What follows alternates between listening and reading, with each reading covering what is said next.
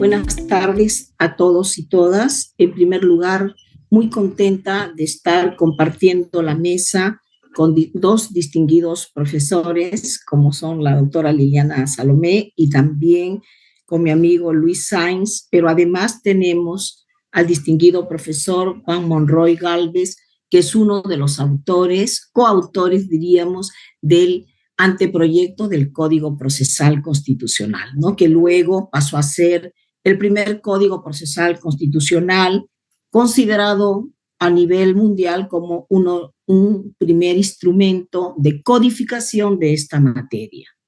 Y en segundo lugar, también agradecer al Centro de Estudios Constitucionales en la persona del doctor César Ochoa Cardish, que es su director general, y también a ti, María Candelaria Quispe, que te tengo tanto aprecio, eres mi amiga, una distinguida profesora experta en temas de derechos fundamentales, derechos humanos, como se conoce en el orden internacional.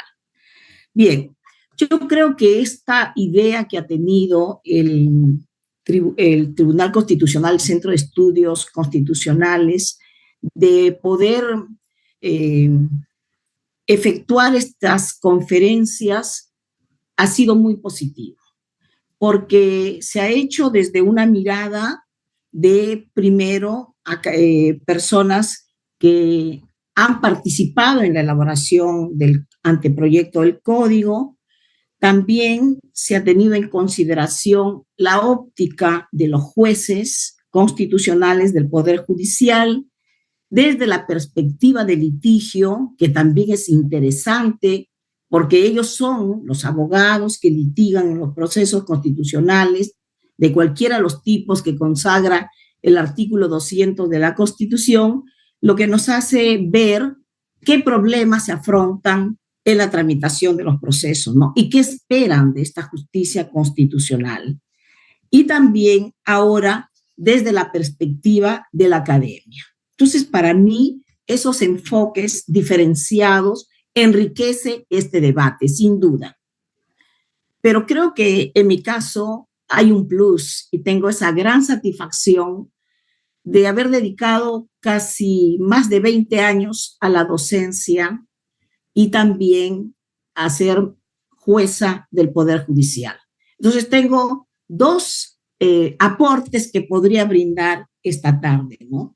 Pero como me han pedido desde la academia, me voy a limitar a ese punto sin dejar de lado algunas situaciones que podría traslucir en relación a lo que estamos hablando. Bien, en primer lugar, cuando nosotros hablamos desde la academia, vamos a ver cuál es la enseñanza y la importancia del derecho procesal constitucional. Ya se hablaban de la 23.506, de la 25.398, luego de la codificación, ¿no? Y los cambios que se vienen llevando a cabo, que no son muy buenos, por cierto, pero claro, supongo que eso será materia, María Candelaria, de otro ciclo de conferencias, supongo por lo importante del tema. Pero cuando hablábamos de la enseñanza del derecho procesal, me he tomado el trabajo de ver las mallas curriculares para ver cuántas universidades en el país dictan el curso de Derecho Procesal Constitucional. Y he encontrado que son 16 universidades. Y estas universidades, donde está la de San Marcos, para empezar, la Pontificia Universidad Católica, la San Martín de Porres, Federico Villarreal, Ricardo Palma, Universidad de Lima, San Cristóbal de Huamanga, Nacional de Trujillo, Nacional de Piura, la de Pedro Ruiz Gallo de Lambayeque, la Privada del Norte, San Ignacio de Loyola, etcétera, lo toman pero como un solo curso. Y entonces, claro, un semestre quizás sea un espacio muy reducido para poder entender una disciplina tan amplia como el derecho procesal constitucional, que viene a concretizar todo lo que dice la norma fundamental. Porque ¿de qué sirve la Constitución, que es una norma con conceptos jurídicos abiertos, indeterminados, si no tiene un mecanismo que permita concretizarlos? Ya el Tribunal Constitucional lo ha dicho en distintas resoluciones, que es el derecho procesal constitucional, es el derecho constitucional concretizado, ¿no? Y claro, si el artículo 1 de nuestra Constitución dice que la defensa de la persona humana es el fin supremo de la sociedad y del Estado, ¿qué mayor importancia podría tener el artículo 200 de la Constitución, donde se establecen los mecanismos de defensa de aquellos derechos fundamentales que están consagrados desde el artículo 2 de la Constitución y también la organización del Estado, hablando de lo que es la parte dogmática y la parte estructural de nuestra Constitución? Pero luego también he revisado que en las escuelas de posgrado son 7 universidades las que también van a dictar el curso de Derecho Procesal Constitucional. Y generalmente están dentro de la maestría en Derecho Constitucional y Derechos Humanos o dentro de la maestría en Derecho Procesal, ¿no? Entonces entendemos siempre el problema que se ha puesto en debate. ¿El derecho procesal constitucional va a tener que estar dentro del derecho constitucional o es una rama del derecho procesal o es una rama autónoma?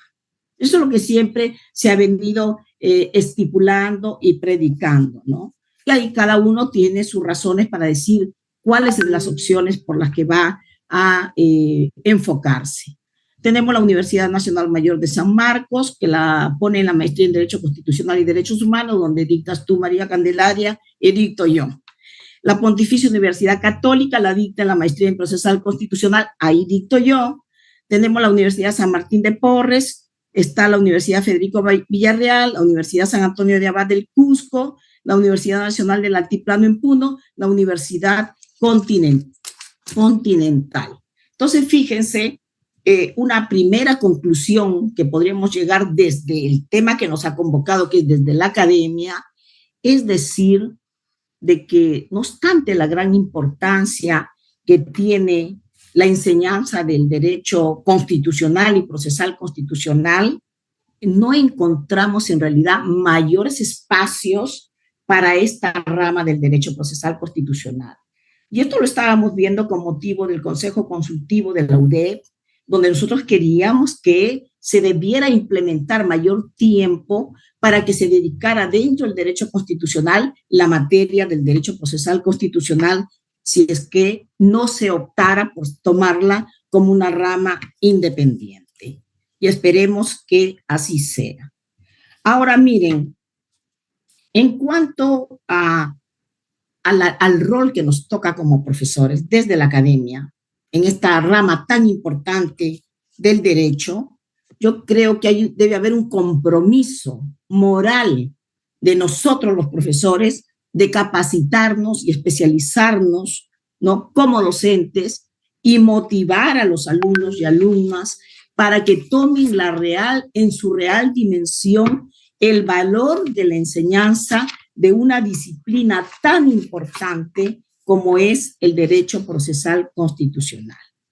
Y entonces, en ese tema de la enseñanza, nosotros tenemos que, como profesores, hacer notar a nuestros alumnos que estamos inmersos en un sistema jurídico que reconoce 3 jurisdicciones. La primera, la jurisdicción ordinaria a cargo de nosotros los jueces del Poder Judicial. Y que nosotros tenemos que recordar que ya el Tribunal Constitucional y la Corte Interamericana de Derechos Humanos lo han dicho. Los primeros garantes de los derechos son los jueces del Poder Judicial. Claro, ¿por qué? Porque luego viene la jurisdicción constitucional, que es la que nos está convocando, donde hay jueces constitucionales del Poder Judicial, entre comillas algunos, lamentablemente ejerciendo funciones de jueces ordinarios y jueces constitucionales a la vez, porque los que han sido designados como jueces constitucionales son muy pocos y en aquellos lugares donde se han implementado. No obstante que el propio Código Procesal Constitucional, no ahora, sino desde el 2004, estableció de que debería haber jueces especializados a nivel nacional. Han pasado 20 años de la codificación y esto no se cumple. Y no se cumple porque yo entiendo que hay falta de voluntad política. Hasta ahora no ha habido un concurso ni por el Consejo Nacional de la Magistratura, ni por la Junta Nacional de Justicia, que provea de plazas de jueces especializados en lo constitucional. Es más, yo no sé si eso es correcto o no, pero a veces se han designado jueces constitucionales a personas que en realidad no tienen los méritos para ser jueces constitucionales. Pueden ser jueces civiles, penales, laborales, pero la materia constitucional es muy específica y muy relevante, y sin perder de vista que lo que se diga en un proceso constitucional prima sobre lo que se diga en un proceso ordinario. Bien, y entonces, si nosotros estamos ante una jurisdicción constitucional, ¿no? Y esta internacional, que es la otra que reconoce nuestra Constitución, debemos entender de que las dos han sido entendidas por el Tribunal Constitucional y por la propia Corte Interamericana como jurisdicciones subsidiarias complementarias. Nosotros no podemos recurrir en amparo directo al Tribunal Constitucional porque hay ciertos presupuestos. Nosotros no podemos recurrir en amparo y en habeas corpus contra resoluciones judiciales si no hemos agotado la vía correspondiente en sede ordinaria, porque la firmeza de la resolución se ha entendido de un modo distinto a lo que se entiende en sede ordinaria y que es lo correcto. ¿Me entienden? Y la propia Corte Interamericana nos ha dicho que ellos no son cuarta instancia. Y eso es correcto, porque los primeros garantes debieran ser los jueces de la jurisdicción ordinaria. Y en defecto de ello, entrarán a tallar los jueces constitucionales, y en defecto de que en la sede interna no se otorgue tutela, deberán ir a la jurisdicción internacional. ¿Entienden? Entonces, este sistema tenemos que enseñarle a nuestros alumnos, que entiendan que no estamos en un sistema donde solamente los jueces son los que imparten justicia. Están los jueces constitucionales y también están los jueces internacionales. Y que además hay excepciones como la justicia arbitral y la jurisdicción comunitaria y hasta cierto punto la jurisdicción militar. Y además de que cuando se decida en el orden interno o en el orden internacional, esas decisiones no son compartimientos estancos, sino que deben interrelacionarse. Y ahora se habla de protección multinivel y se habla de los diálogos que se deben fomentar entre las altas cortes de los países en relación con lo que digan los instrumentos y los órganos de protección de los derechos de las personas, ¿no? Y miren, consideramos también que esta disciplina, y esto que es lo que también tenemos que poner énfasis en nuestras clases a nuestros alumnos de pre y posgrado, que esta disciplina se integra por diversos aspectos sustantivos y procesales. Fíjense, cuando nosotros estudiamos, voy a mi rama, derecho penal, solamente derecho penal, pero ese derecho penal no sirve si no tiene un derecho procesal que lo concretice, que haya un proceso con garantías que permita llegar a una decisión final. Pero claro, en el caso de lo que es el derecho procesal constitucional, se ha hablado mucho, no solo en esta sesión, sino en la anterior, del alto porcentaje de demandas declaradas improcedentes. Lo dijo el doctor Gerardo Eto, ¿no? O sea, hay un gran porcentaje de demandas declaradas improcedentes que te podrían, como primer punto, llevar a una conclusión. Los abogados no saben plantear sus demandas, no saben establecer cuál es el contenido constitucionalmente protegido del derecho presuntamente afectado. Puede ser una lectura. Otra lectura puede ser, es tanto el litigio en nuestro país de que los abogados, concluida la jurisdicción ordinaria, el fallo de la jurisdicción ordinaria, deciden ir de inmediato a la jurisdicción constitucional. Y yo puedo dar razón de ello, ahora sí como jueza, no como profesora.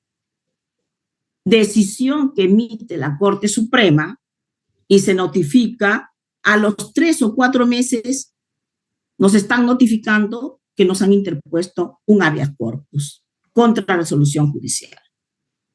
Y entonces, claro, eso lo estamos viendo constantemente, y los que llegan al Tribunal Constitucional finalmente o son declarados improcedentes o son declarados infundados.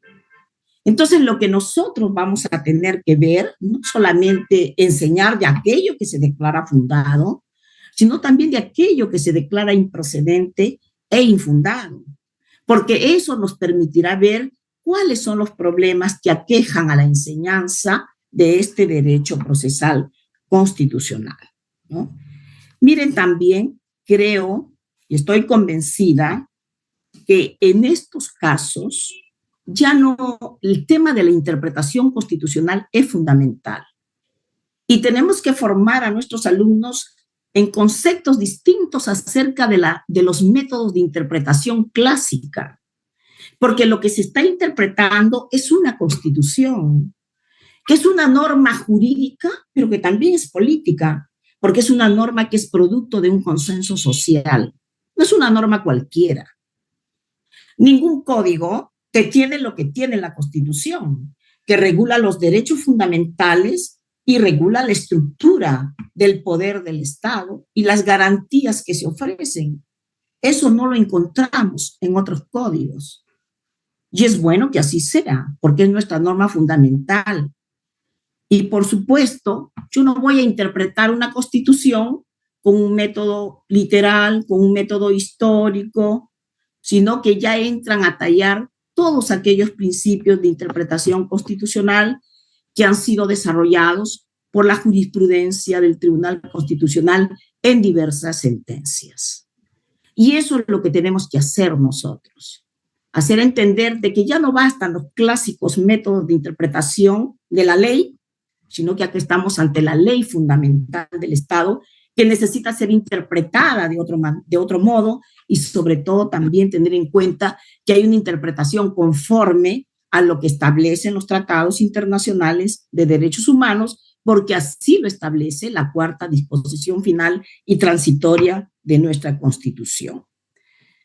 También hay que complementar la doctrina con la jurisprudencia, ¿no? Está bien, hay que darle las bases que ya se supone vienen dadas por los estudios de derecho constitucional, y que en procesal constitucional hay que ver no solamente aspectos sustantivos, sino aspectos procesales.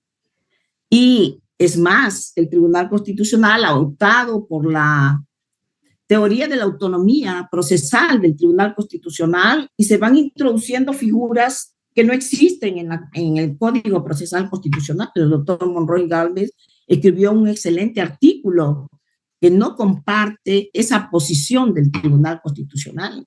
Pero ahí tenemos, ¿no? Tenemos, por ejemplo, la reconversión de los procesos constitucionales. Y yo les digo a mis alumnos, ustedes no lo van a encontrar en el Código Procesal Constitucional.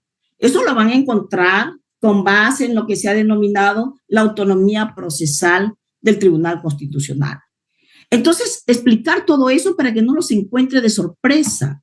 Pero para eso no necesitamos, pues, un semestre. Se necesita algo más de tiempo para poder llegar y establecer bien esos criterios, ¿no? El estudio de casos es fundamental. Claro, si tenemos jueces constitucionales, pero además tenemos el Tribunal Constitucional, que te va a emitir precedentes vinculantes, o te va a emitir doctrina jurisprudencial, o va a emitir sentencias en procesos de inconstitucionalidad, que tienen la calidad de cosa juzgada, generan efectos generales y vinculan a todos los poderes públicos, incluidos los jueces en primer lugar. Y si sus sentencias priman sobre la jurisdicción ordinaria, es importante que esos temas se tengan en consideración. Estoy segura que habrán muchos más puntos que ver, pero yo creo que la labor del docente es una labor fundamental, porque no estamos ante un tema que un alumno te diga, no, yo quiero ser civilista, quiero ser penalista. Sí, pues, puede ser lo que tú quieras, pero tú tienes que saber derecho constitucional y tienes que saber cómo se defienden esas categorías, esos derechos fundamentales que están en la Constitución. Y tienes que entender que así sea civil, penal, laboral, administrativo, familia, el área que sea, el proceso se ha constitucionalizado. Y por lo tanto, si estamos hablando de la constitucionalización de los procesos, es muy importante que tengamos en cuenta todas estas categorías que están en esta disciplina para poder inculcar a todos nuestros alumnos, para que la academia también tenga un rol que complemente esta jurisdicción constitucional, donde van a haber jueces que, claro, queremos que sean titulares y especializados, y que también queremos que los magistrados del Tribunal Constitucional sean seleccionados adecuadamente. Se ha tenido que recorrer mucho para lograr conseguir que se modifique la ley orgánica del Tribunal Constitucional y se establezca un mecanismo de selección de jueces que al menos intente ser transparente y que no se entienda que esta es una repartija, sino que lo que se tiene que designar es a los mejores que tienen que llegar al Tribunal Constitucional para ejercer una gran tarea, la tarea de la defensa de los derechos fundamentales que no fueron debidamente tutelados en sede ordinaria y para también ver bien los conflictos de competencia y todo lo que se refiere a los procesos de inconstitucionalidad que ve en única y exclusiva instancia el Tribunal Constitucional. Hemos visto ya y hemos escuchado, y yo comparto muchas de las precisiones que han efectuado las personas que han estado en las distintas etapas de este ciclo de conferencia, que es la cuarta, esta última, de que es cierto que hay una gran sobrecarga procesal en el Poder Judicial. Ya les dije, no basta solamente jueces especializados. En la mayor parte del Perú son jueces que hacen doble función y hasta triple, porque si no hay órganos disciplinarios, también son órganos disciplinarios. Eso en ningún país del mundo. Entonces, cuando critiquemos y hablemos, debemos estar desde adentro y desde fuera, viendo todas las situaciones que pasan en una institución, ¿no? También esa gran sobrecarga procesal trae un gran retardo en la tramitación de los procesos constitucionales. Hay procesos constitucionales que duran 7, 8 años. Muchísimo. Yo cuando leí el estado de cosas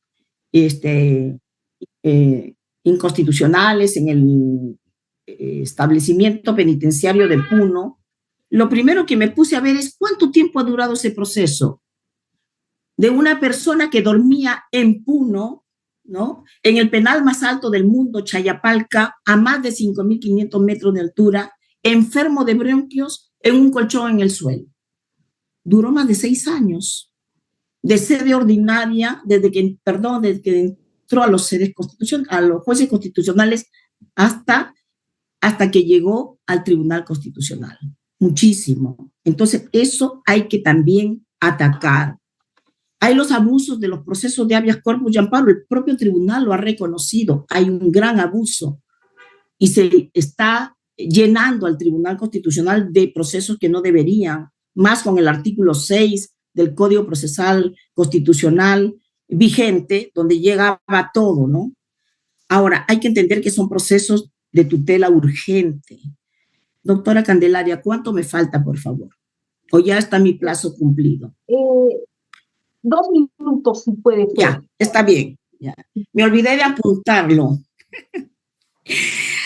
Ahora, hay una necesidad también, ¿no?, de que se tenga en consideración de que son procesos de tutela urgente y que por lo tanto no podemos cargar al sistema con temas que no son necesarios que lleguen a la jurisdicción constitucional.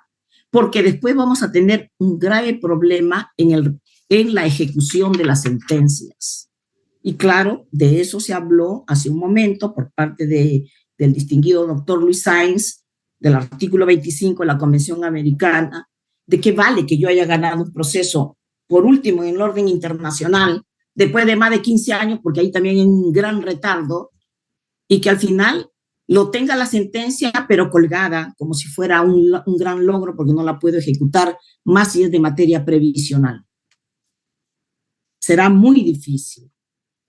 Por lo tanto, pese a todas estas circunstancias que estamos hablando, y que seguramente hay muchas más, por razones de tiempo no se pueden hablar y reflexionar, pero pese a todo ello, comparto lo que dijo Liliana y Luis. Para mí el balance es positivo.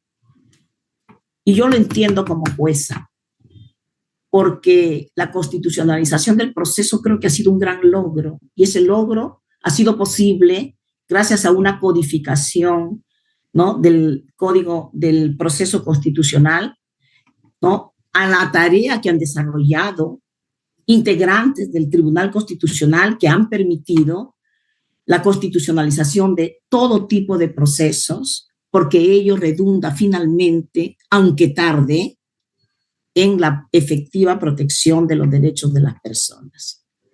Yo me despido, voy a quedar a escuchar a mi distinguido profesor Juan Monroy, muy contenta, creo, de la tarea que desempeñamos como profesores en una materia tan importante como es el derecho procesal constitucional.